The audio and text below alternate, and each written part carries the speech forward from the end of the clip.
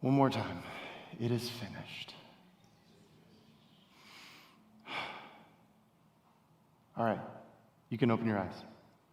That feel good? Did it? No? Okay. Note, don't ask congregation questions anymore. I know it's like difficult business to pick favorite Bible verses, right? Or favorite sayings. We probably shouldn't be doing that, but this is one of my favorites. As you all know, we've been doing a Lenten series on the 7 last words, the 7 final sayings of Jesus. And today our saying is, of course, it is finished. Now, in Greek, this is actually just a single word, tetelestai. Say that with me, tetelestai. Is that fun to say? No, I just said don't ask the church questions. It should be fun to say. I like it, tetelestai. It feels kind of beautiful and rhythmic and artistic and weighty, doesn't it? Tetelestai. So, because I love this word so much, who's ready for a super nerdy language lesson? Awesome. There I go, asking questions again. I shouldn't have done that, but here we go. So I think this word tetelestai is in that sort of rare category of words like shalom or shema or agape, a word that sort of tells a story in and of itself. It's like a single word that somehow manages to communicate the whole gospel just in one thing. Kind of captures the imagination. So we're just going to nerd out for a couple minutes, and I'm going to teach you a bunch of stuff you didn't want to know about a single word. So, to parse this word out, we can break it up essentially into 3 parts: teles, and tai. So, let's divide it up into 3 parts, and let's work backwards. So, the third part of the word, tai, is the conjugation. Now, you're probably all having some traumatic flashbacks to high school Spanish or perhaps even French. I don't know. French is a weird language because they teach you all the conjugations and then they go, but by the way, no one pronounces them anyway, so who cares? But anyways, conjugations at the end of a word, if you remember from high school language class, tell you whether a word is first person, second person, or third person, or singular, or plural. So I, we, he, she, it, they, etc. Well, in this case, it is third person singular, as you could tell from the translation, it. In Greek, the ending of a word can also tell you whether a verb is active or passive. So, for example, I punched is an active verb. I was punched is a passive verb. So here, tetelestai is a passive verb, meaning that Jesus isn't saying, I am finishing, though he is.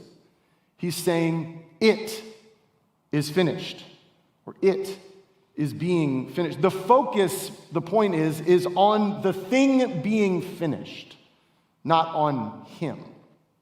Now, let's move backwards again to the middle of the word. This is the heart of the word, both sort of literally and figuratively. It is the main verb. So teles is the middle part of the verb, which is just a version of the verb teleo, which you'll see come up on the screen. It means to complete or fulfill or accomplish or bring to perfection or even to finish a race.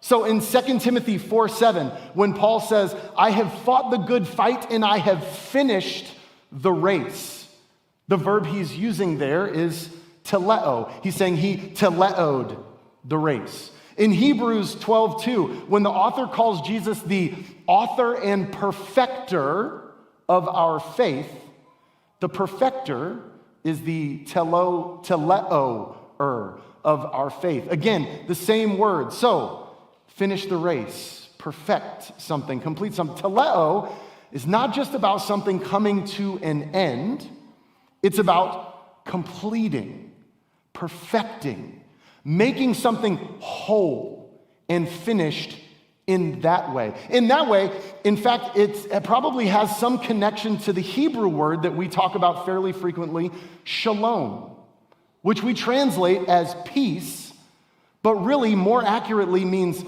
wholeness or completeness. It means peace as in everything put together the way that it's supposed to be, that kind of comprehensive peace. Many scholars believe that that's maybe what Jesus actually said on the cross, because obviously here, tetelestai is a translation. Jesus wasn't a Greek speaker. He was a Hebrew/Aramaic speaker. But what he probably said in some way on the cross was some version of the word shalom. I'm making peace. I'm bringing it to completeness, to wholeness. Now, there are a couple important points that I want to make about this word, teleo. First, teleo, if you were to read the Gospel of John in Greek, is one of the most important words in the Gospel. It pops up over and over and over again, and sometimes we miss this because it gets translated as different things, or we just have a hard time keeping up with themes like that. But John 4:34, Jesus said this, "My food is to do the will of him who sent me and to finish his work," teleo. Or John 5:36, "I have testimony weightier than that of John, for the works that the Father has given me to finish," teleo, the very works that I am doing testify that the Father has sent me. Or John 17:4, as Jesus prays in the Garden of Gethsemane, "I have brought you glory on earth by finishing," teleo, "the work you gave me to do." So one of the central themes in the Gospel of John is that Jesus has been sent to finish something, to complete some work. The whole Gospel has been anticipating and pointing forward to this moment where Jesus says, tetelestai, it has been teleoed. Second, even outside of the New Testament, teleo is an extremely and uniquely important word. Teleo, and specifically its noun form, telos. So if you've been reading our book, You Are What You Love, you've heard this word, telos, a bunch of times. So telos was central to Greek philosophy, specifically the thought of Aristotle. Telos meant something's purpose or appropriate end or use. So Aristotle said that you could only understand something by understanding its telos, its use, its purpose. So for example, a hammer. You could describe a hammer in a lot of different ways. You could describe it by its properties, right? It has a long wooden handle. It has a heavy metal end or a flat side on one side. But describing its qualities alone would not make you truly understand what a hammer was. To understand it, you have to understand its telos, its purpose, its end use. It's meant to hammer nails. What was it made to do? That's what defines it. Now, I don't want to get too lost in the weeds here, though we may already have, but given all this, I want to point out how incredibly brilliant the Gospel of John is. It begins with, "In the beginning was the Logos, and the Logos was with God, and the Logos was God, and the Logos became flesh." Now, the "in the beginning" part is clearly a reference to Genesis 1, but as we've talked about a number of times before, Logos is also an incredibly important word/concept in Greek thought and philosophy. English translations usually translate it as word, which isn't wrong, but it is woefully incomplete. Logos is the word we get logic from. In Greek philosophy, the Logos was the eternal logic and wisdom behind the universe. Its unifying principle, its rationality, its reason. So, if you could pan out and look at the whole Gospel of John, and you had an eye for the original languages and the thought of the day, you would see how it ties together in these incredible ways. John begins with the Logos, the beginning, the reason, and then the whole gospel from there is pointing towards a telos, a completion, an appropriate end, which of course is the cross and this word, tetelestai. Jesus is the Logos, and his telos is the cross. I think that's beautiful and amazing. Now, everyone in here is either completely exhilarated or utterly confused, and we've only done 2/3 of the word. So, let's finish up our word study and go all the way to the beginning. So there is a prefix on the front of the word, te, before the telos. And that te is actually really, really important. This tells us that the form of the verb is a present perfect verb. And if you just fell asleep, wake back up. This is actually slightly important, okay? This is cool. At least I think it's cool. When a verb is a perfect verb, it adds a syllable sort of at the beginning, doubling the first consonant and vowel. So that's why it's tetelestai. And it kind of makes the word feel like it has like a lead up to it, like a preceding element, which actually kind of illustrates what it means. So in the present tense, there are actually 3 different tenses or 3 aspects to the present tense. There's the simple present, the present imperfect, and the present perfect, okay? The simple present just indicates simple or general action. So, for example, I cook. We're going to use cook. I must have been hungry when I was writing this. I cook. That's the simple present. The present imperfect indicates an action that you're doing right now, but it's still ongoing. So I am cooking. I am cooking dinner. Implication, I'm in the process of cooking, but it's not done yet, so get out of the kitchen and leave me alone. And then finally, you have the present perfect. And present perfect is the tense that indicates that an action was ongoing, but is now completed and has lasting effects for the future. To continue with the cooking example, I have cooked dinner is the present perfect, right? Implication, I was cooking probably for a long time, you ungrateful teenagers. But nevertheless, I was cooking. But now it is completed and dinner is ready. And now we can eat.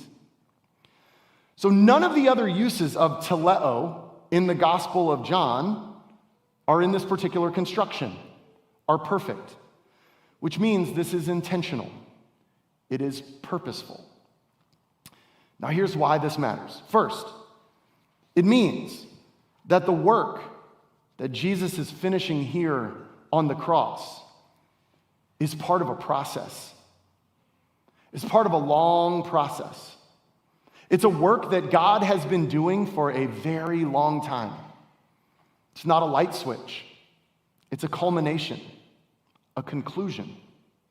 And this, I think, is important for us to be reminded of from time to time, because sometimes in the modern church, we have a tendency to act like the cross is a unique one-off event. And in a way, it is. I mean, it's a unique occurrence in all of human history. It can't be repeated, but what it really is the telos of a long journey. It's the finishing of a race. A long story from sin all the way to salvation, from creation all the way till Calvary. Second, it means that the completion of this work that Jesus is effecting creates a new reality. It's an end and a new beginning. To use the cooking analogy again, the long process of cooking is completed, not so you can stare at the food, but so that the meal may begin. The end of one story is the beginning of another. That's what the perfect verb does. And that second story is only made possible by the first. In other words, and I recognize this is about to be the nerdiest thing I've said in 15 years at this church, okay? You ready? Even the grammar of this line is theological. The way the word is constructed is itself a theology of the cross. The perfect form of the verb tells a story of an ongoing work, which is now completed, leaving lasting, ongoing effects, a changed world, a new situation, a new reality in its wake. And that is exactly what Jesus is doing on the cross. He is God's perfect verb, completing the work so that a new thing can begin. All right, let's change gears for a minute. Last week, my family and I went up to New York City for a few days on spring break. The kids had never been before, and Holly and I had been before, but it had been like 20 plus years ago. And it was a really great trip, other than the fact that the whole city smells like weed now. I think they've legalized marijuana in the state of New York. I'm just guessing, based on my olfactory senses. And literally the whole city smells like weed. There's, I don't know how many, like 8 million people in New York, and 1 million are smoking weed at all times. And it's a sad day when you're like, you long for the urine smell of the subway to get the smell of weed out of your nose. But anyways, olfactory issues aside, it was an amazing trip. And we packed in as much as we could in the time that we were there. So on Wednesday, the first night that we were there, we went to a Yankees game. There you go. There are a couple of pictures of that. Sorry. I know we have some Mets fans in the house. But if this makes you feel better, it was like 40 degrees and raining the whole time that day. So the next day it was like 72 the whole day. So I wish we'd have bought tickets for the next day, but we bought them like 6 weeks in advance. But it was like 40 degrees and raining, and the Yankees played like hot garbage. They got shut out 4-0. I think they had 2 hits the whole game. Aaron Judge, who's one of the best hitters in the game, was 0 for 3 with 3 strikeouts when we left in the 7th inning. But that aside, it was still a really cool experience to be able to go there. Then Friday night, the last night that we were there, we went to see Harry Potter and the Cursed Child on Broadway, and that was really, really cool. They have figured out some crazy special effects for a live show. I have no idea how they've done it, and I won't spoil any of it for you in the hopes that you will get to go someday, but I will say this, there are flying Dementors that actually come out into the audience. It's awesome. Okay. And in between those 2 sort of book-ended events, we just pounded the pavement, like all over the city. You'll see some pictures coming up as we talk about it. But we hit up 3 different New York-style pizza joints, because you got to compare them, right? My favorite was Bleecker Street Pizza, just in case you're taking notes. We went to 2 incredible bagel places, which was just a ton of fun. We went to Hudson Yards, and we did the High Line, which is like an old overground railroad track that they've turned into a walkway and a park. We rode the Staten Island Ferry to see the Statue of Liberty. We rode the Roosevelt Island Tramway, both of which are free if you have a Metro card, and free is my favorite 4-letter word. We saw Times Square, Greenwich Village, the Flatiron Building, the Chelsea Market, the Little Island, South Street Seaport, Central Park, Wall Street, Trinity Church, where Alexander and Eliza Hamilton are buried, and we saw the beautiful St. Patrick's Cathedral. It was a wonderful, wonderful trip. But I think in some ways, the highlight of the whole trip for us was the 9/11 memorial. Holly and I were in college when 9/11 happened. And we went to New York City in our early 20s, not long after it. And at that point, the memorial was mostly just a huge hole in the ground with some informational signs, which was moving and powerful in and of itself. But it was amazing to see now how they've transformed it and what they've done with it. The primary part of the memorial is essentially 2 enormous waterfall pools built into the footprint of the old buildings. And around the edges of the memorial, the name of every person who lost their lives in the towers that day is etched on the metal parapets. And there are 400 trees, identical trees planted around the grounds, memorializing people who didn't die in the towers but died later from sickness or after effects from the attacks. The new One World Trade Center tower, we learned from a retired American history teacher that now volunteers at the site. It's the exact height, the building structure is the exact height of the previous twin towers, and the tower on top of it stretches to a symbolic and intentional 1,776 feet, which is pretty cool. Every element of the site is perfectly planned and intentional, but there's one piece that uniquely captivated us, and that is the survivor tree. So this is the picture that we took of the survivor tree. The next one is a professional picture that's a little bit better. But when 9/11 happened, obviously it was both an emotional and logistical nightmare. It took months, years even, to clean up. Well, nearly a month into the cleanup process, they found and removed a tree, a charred and broken tree under layers and layers of rubble.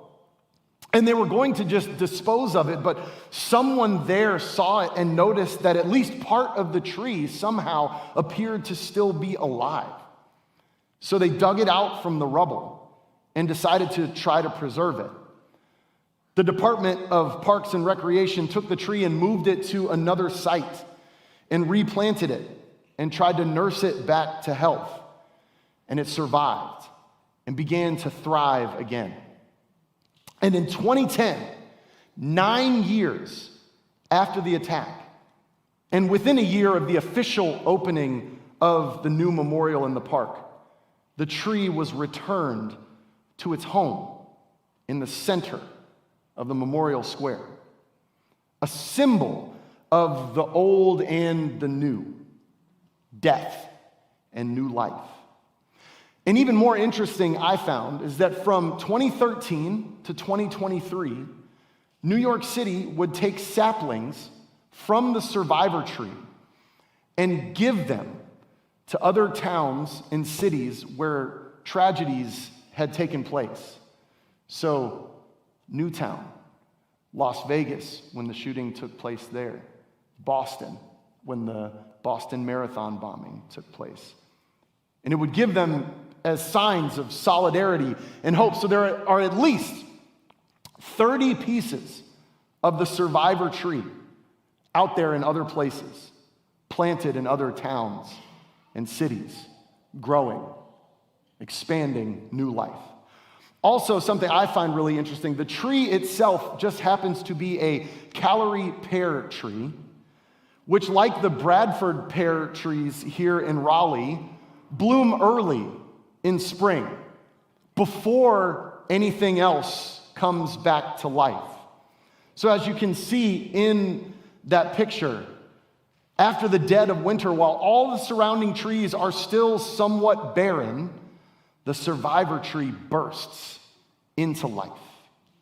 A first fruits, so to speak, of that life that is coming in spring. Both beautiful and fitting, I thought. And as we experience this, and as I've reflected on it since, I can't help, obviously, but think of all the resonances it has with this season that we're in as we enter Holy Week, and with our line today. It is finished. It is completed. The story of the 9/11 memorial is you have this tragedy, this act of death and destruction. And it brings death and pain and remorse. And then, in the rubble of that tragedy, a long, ongoing work of redemption and repair begins. First, cleaning away the debris and surveying the damage, then creating a plan, Not just to commemorate the tragedy, but to build a sign of hope out of it. And then you set to work relaying foundations and building new walls and buildings and fountains and inscribing names and laying stones and planting trees. And then, after this long and arduous work, a tree is brought and put in the middle of it. A tree that is continuous with the past, but is saying something new as well. And it's planted. And then, and only then, is it complete? Is it finished? Now, perhaps I'm finding patterns and resonances that aren't there or weren't initially intended. And you know what? That's fine. That's what we humans do. As C.S. Lewis once said, I believe in Christianity as I believe that the sun has risen, not only because I see it, but because by it I see everything else. So if I see the Christian pattern where it wasn't intended, well, there are worse things to see. But as I see it, this is the story of humanity, is it not? I mean, there was a tragedy. A breach, sin with a capital S, entered the world, and the world broke, and we were all left in the rubble.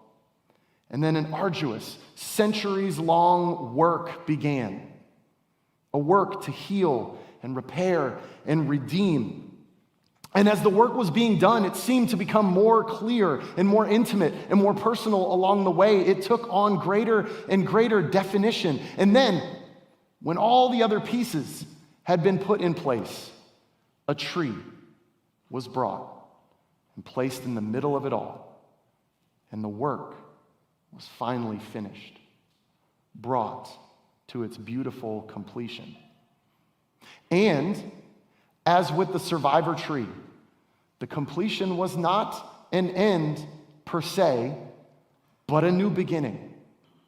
New people would be welcomed into this garden, and saplings would be taken from this tree and sent out to bring this hope and healing to all sorts of new places. It would not remain confined to the spot where the tragedy initially took place. It would spread its branches, literally and figuratively, all over the world, bringing new life everywhere. It is finished is such a beautiful line, I think, when considered in the context of this cosmic story. Humanity's long, winding, painful struggle coming to an end. God's work of forgiveness, redemption, and restoration reaching completion. But I also find it deeply beautiful on a personal level. And I think the word that best describes why is the word catharsis. I find this line, "It is finished," to be cathartic, which is why we did the weird little thing at the beginning. The dictionary definition of catharsis is the process of releasing and thereby providing relief from strong or repressed emotions. It's a release, an exhale. When I hear "it is finished," I'm kind of stopped in my tracks. And I feel a compulsion to just let go, to exhale, to release all that I've been holding onto, white-knuckling so tightly, and just rest. Because "it is finished" reminds me that the work is done. The work of salvation has been completed, and not by me. I, like all of you, I presume, have been raised in a very secular, individualistic environment, which has taught me from the day that I was born that I am what I make of myself. I am what I produce, what I create, what I acquire. So get to work. And don't stop. And in this world, there is like no rest for souls. Because we're always haunted by the idea that we're not doing enough. We haven't proved enough. I've told this story before, but when I was in high school, my dad, who was a college football coach, was privileged enough to win a national championship with the team that he was coaching. The highest goal that exists in that world, in that profession. And I went into the weight room a few weeks later, and the players were all working out, and they had new shirts on that said down or sideways. And I've always thought to myself that that was such a good microcosm of life in our world and in our culture.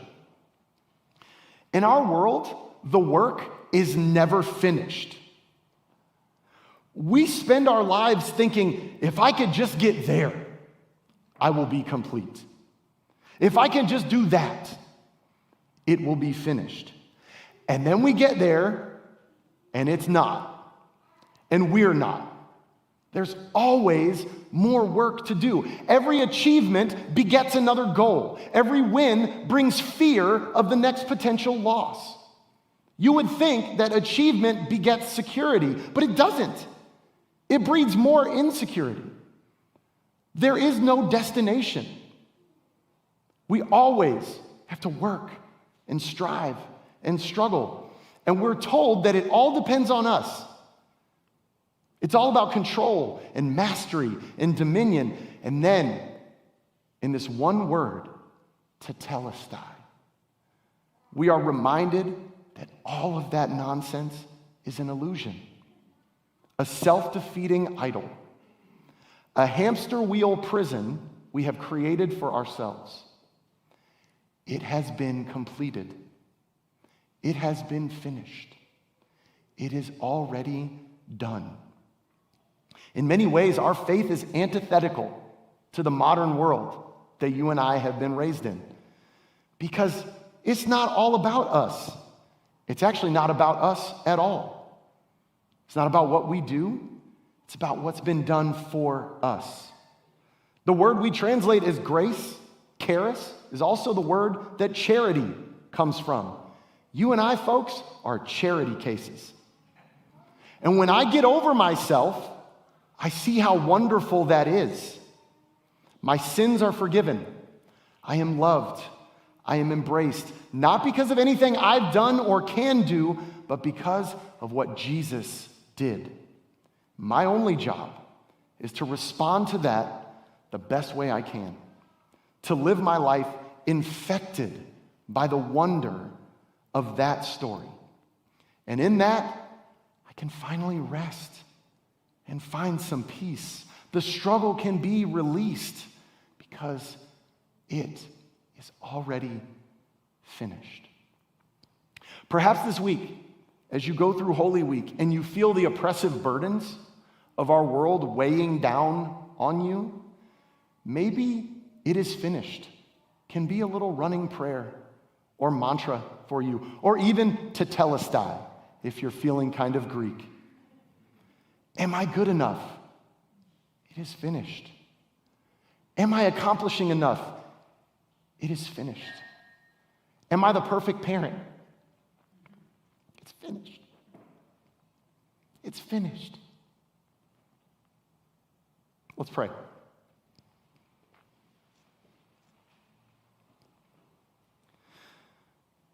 Heavenly Father, thank you that it is finished. We live with these burdens, these fears, these anxieties, that we're not enough. But it is finished. We are a part of the most beautiful story that's ever been told. Help us just remember that. Help us remember that it is finished. It is completed. The race has been run. And we thank you for that. In Jesus' name, amen.